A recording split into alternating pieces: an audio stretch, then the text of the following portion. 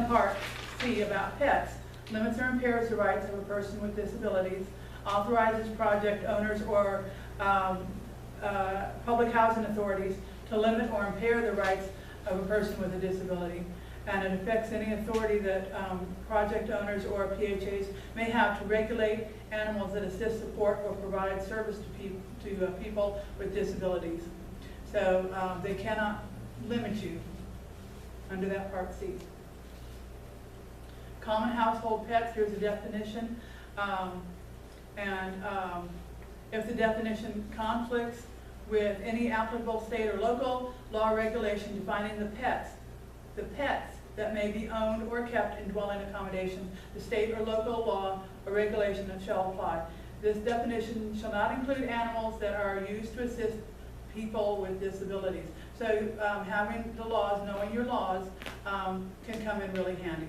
Because if they try and say, well, we don't allow pit bulls, it's like, well, this part does not apply because this is not a pet dog, this is a service dog. Federal Register, we're getting into a little bit where you find the laws. Federal Register is, here's a definition of what it is. It's the official daily record of the federal government that contains the government agencies, proposed rules, and public notices. And they're promulgated by the federal agency and published in the Federal Register and organized by topics. It's updated annually. There is more to come on that. So Congress passes a law, or the President declares a law, and it goes for review at the Office of Law Revision, and they go through all the U.S. codes and see how it applies and where it applies. Once the classifications are finalized, then a number is assigned, and the classifications, and it's published in the classification table. And every 6 years, the public laws are incorporated into the U.S. code. So depending on where you are in that, it may or may not be published.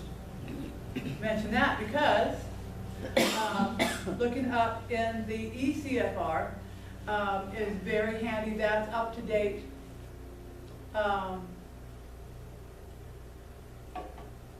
Diane's here.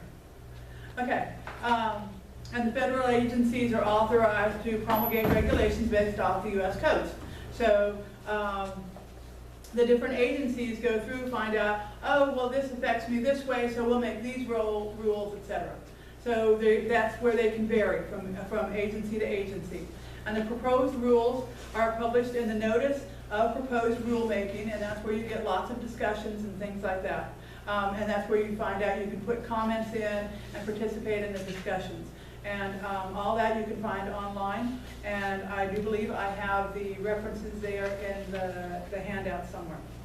The rules and regulations are published in the Federal Register and the ECFR, which they call an unofficial version, but it's really handy for looking things up and all of that. It's very user-friendly.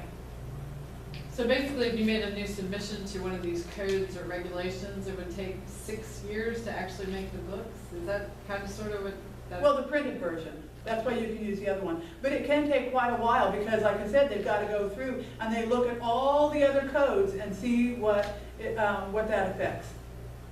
So if Congress, for some reason, would decide that, well, I don't know, I can't even come up with an example, but you know, they decide that they want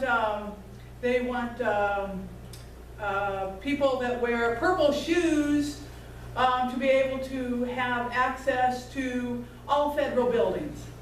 So, you know, because somebody with purple shoes said that they were being discriminated against or something like that. So they're going to have to go through and see if there's anything else that affects people with purple shoes, et cetera, et cetera. And then if they find, oh yes, this person has been barred with purple shoes over here, da da da da da da, so they have to attach and make sure that that's mentioned down in the notes and all that.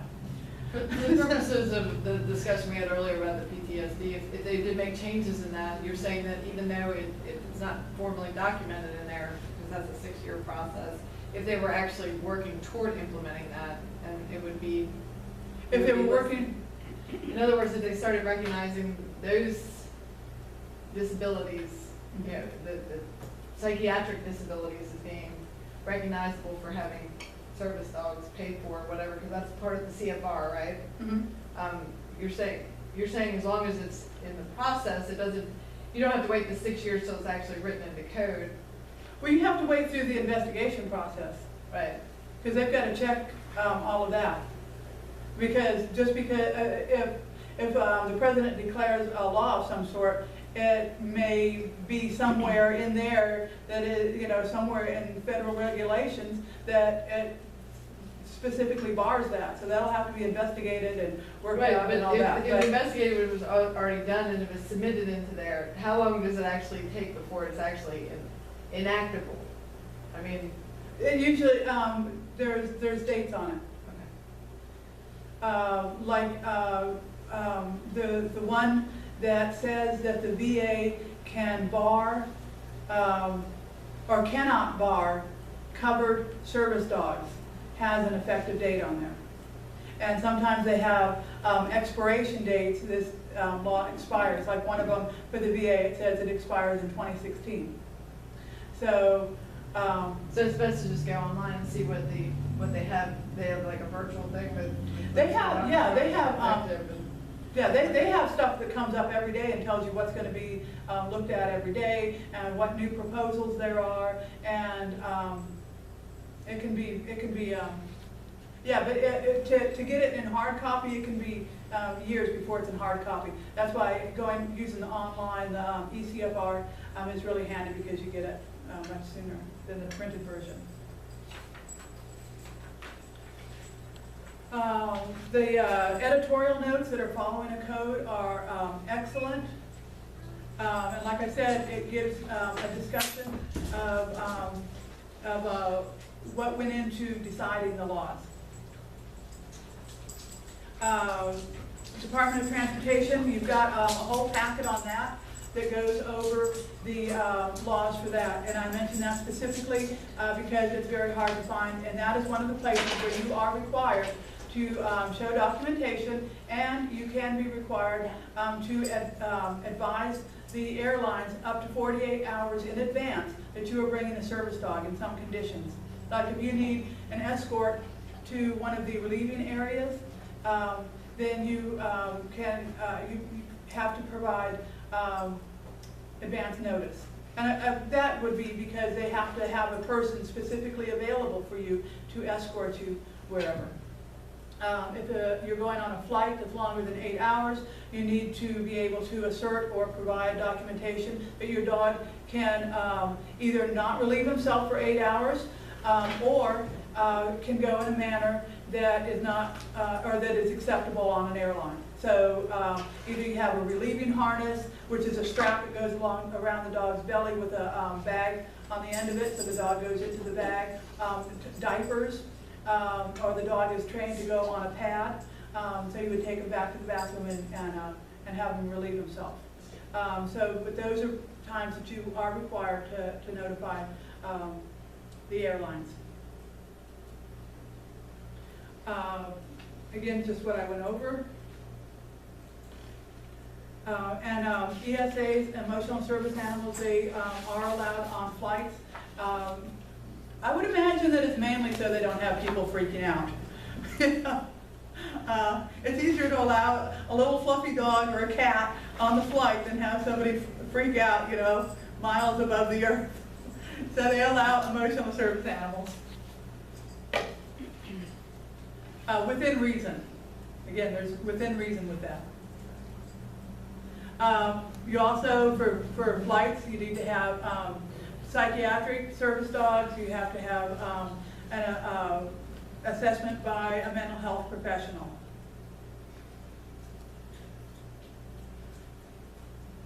Okay, we went over that, and we went over that.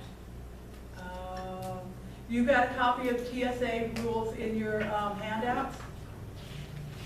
And you've got a list of miscellaneous things. And again, as I mentioned before, the dog cannot be separated from the person. So they can't say, I will take your dog and walk it over here, because that would be separating you from your service dog. So you're not separated from your service dog at any time. Does an emotional support dog have to be in a carrier? I have not seen anything about that. as I recall. I will look on the break. I'm drawing a blank on it at the moment. The dog will receive additional screening of all the equipment. So if you've got a backpack that's full of equipment for the dog, the food, the bowls, etc., they will go through all of that. Are you allowed an extra carry-on, or you still, can you just bring one carry-on? Like anybody else.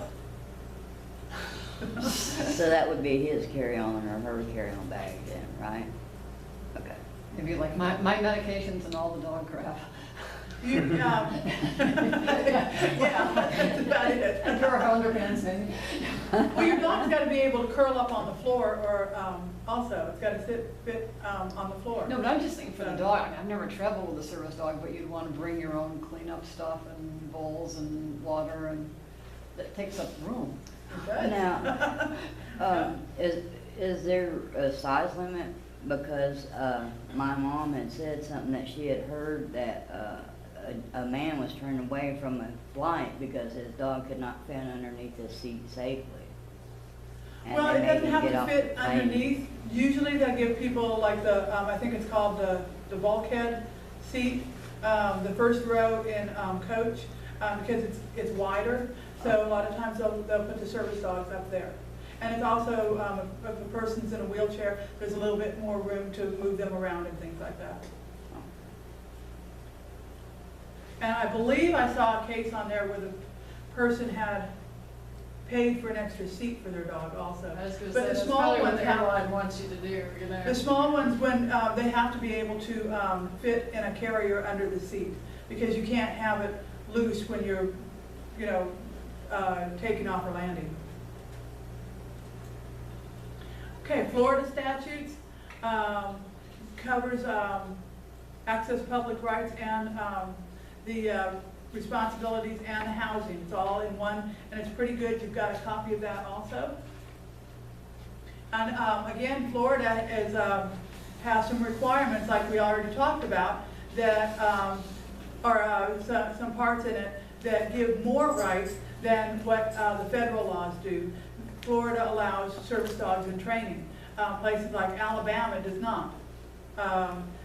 So a person training a service dog would have to take them places where regular pet dogs are allowed in Alabama. They recognize the agencies have to be accredited for service dogs in training to go into Walmart or something like that. The commission is talking about, that's the one that investigates all sorts of disability violations. And the military affairs and related matters, you've got a copy of that. That's your persons with special needs going to special needs shelters. They now require shelters to allow pets, and I think they have a couple of pet-friendly emergency shelters, one in each county, I do believe. The person with disability is not included in that. They can go to their special needs shelter with their service dog, because again, a service dog is not a pet. So they cannot be forced to go to that other facility. Traffic regulations, this is where there's a difference, and Florida law requires identification, as it says here. Whenever a pedestrian who is mobility impaired is in the process of crossing a public street or highway with the assistance of a service dog designated as such with visible means of identification, the driver of the vehicle approaching the intersection shall bring the vehicle to a full stop before arriving at the intersection, and before proceeding shall take precautions necessary to avoid injuring the pedestrian. So in that case, if you wanted the person prosecuted specifically under Florida laws, if they violated that, then your animal would have to have visible means of identification. And that's because if it results in an injury to the pedestrian or damage to the property of the pedestrian, an additional fine shall be paid And then it goes through various penalties. But the person can be responsible for paying for the dog, retraining the person, etc. If the dog had visible means of identification that it was a service dog. So, federal law wouldn't cover anything like that, but if you wanted all of those benefits from a person that hit you or hit the dog or something like that, or scared the dog while you were crossing the street in Florida, then you would need to have visible means of identification. So that's one place where the state can take precedence over the federal, because it gives you extra benefits for the person with the disability. Questions? Okay. And this goes through, you have this in here, and if you've got a neighbor that sticks their dog on your service dog, you've got protection here under the state. And intent is a big part in these laws. Oh, I don't know how to do the back one. The back one was talking about restitution, and you can, I don't know how to do back on this, sorry. That's where the Florida laws, the federal laws don't talk about restitution, but the Florida state laws talk about the restitution. So if the person comes screaming up there, slams on their brakes, and stops just before you get to your service dog, and it scares the dog, and now the dog doesn't want to cross the street, then the person is liable for paying for retraining or replacement under Florida laws. If the dog had visible means of identification that it was a service animal. Woohoo! I like that part.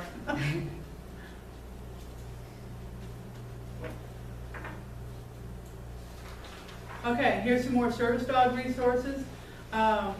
The Job Accommodation Network has guidance for workplace employment issues, and Assistance Dogs International, IADP, Pet Partners, which was Delta Society, and the Michigan State University School of Law has an easy-to-reference state-by-state website also. And these are all in your handouts there. Okay, and now we are going to take a short break, about 5 minutes or so. There's coffee out there, there's some donuts, and then we're going to have a couple of guest speakers.